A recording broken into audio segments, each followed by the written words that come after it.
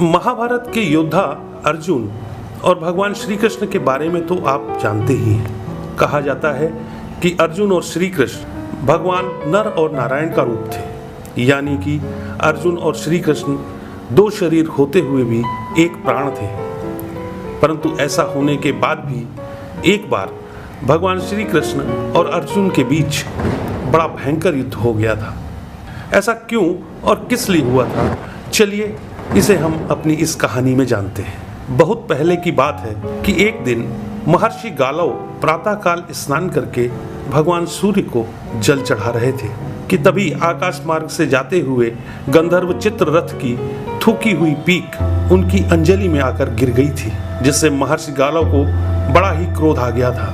क्रोध में महर्षि गंधर्व चित्ररथ को श्राप देना ही चाहते थे कि तभी उन्हें अपने तपोबल के नाश हो जाने का ध्यान आ गया था और वह रुक गए थे। फिर वह अपने उसी क्रोध में भरे हुए भगवान श्री कृष्ण जी के पास गए थे और उनसे सारी बात बताकर गंधर्व चित्ररथ को मृत्युदंड देने की विनती की थी तथा भगवान श्री कृष्ण ने भी महर्षि गालव को प्रसन्न करने के लिए यह प्रतिज्ञा कर ली थी कि वह कल सूर्यास्त तक चित्ररथ का वध कर देंगे।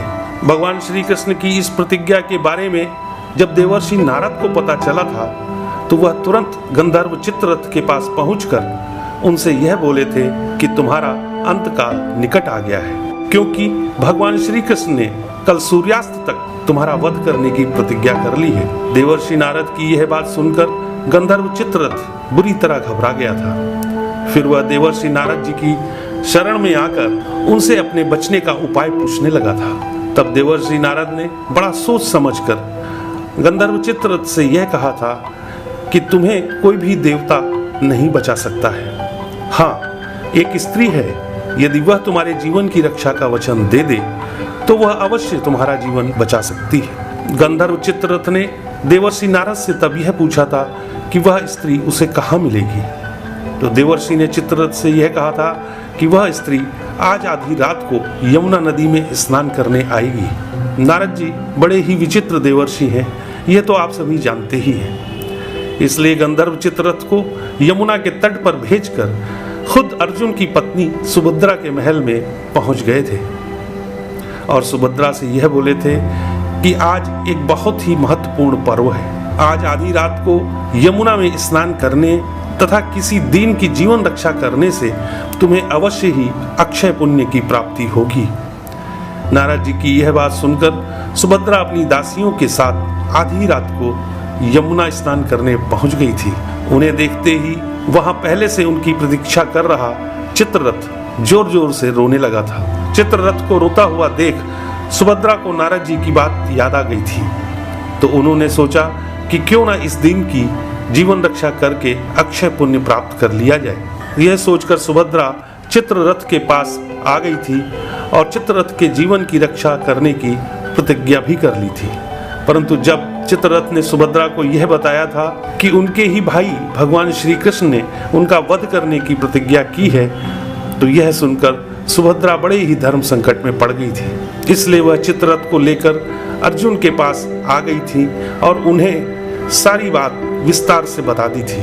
तब अर्जुन ने सुभद्रा की प्रतिज्ञा की लाज रखने के लिए चित्ररथ को आश्रय दे दिया था। अपना काम ठीक से बनता देख नारद जी ने भगवान श्री कृष्ण के पास जाकर तब यह कह दिया था कि आप जिस चित्ररथ का वध करना चाहते हो उसे तुम्हारे मित्र अर्जुन ने अपना आश्रय दे दिया है। यह सुनते ही भगवान श्री कृष्ण ने अपनी प्रतिज्ञा पूरी करने के लिए अर्जुन के ऊपर चढ़ाई कर दी थी।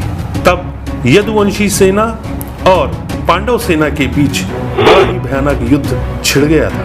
परंतु जब भगवान श्री कृष्ण ने देखा कि सूर्यास्त होने वाला है, तब उन्होंने चित्ररथ का वध करने के लिए अपना सुदर्शन चक्र चला दिया था।